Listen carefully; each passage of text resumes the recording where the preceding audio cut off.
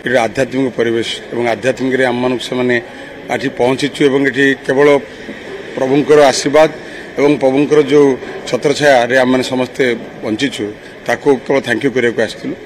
उष्मता ता बाटे शीतल षष्ठी ता बाटे प्रभुंर कार्य कौन राजनीतिक उष्मता आसे ना सी हूँ महादेव महादेव महात्मान महायोगी महेश्वर महापाप हर देव मकारायण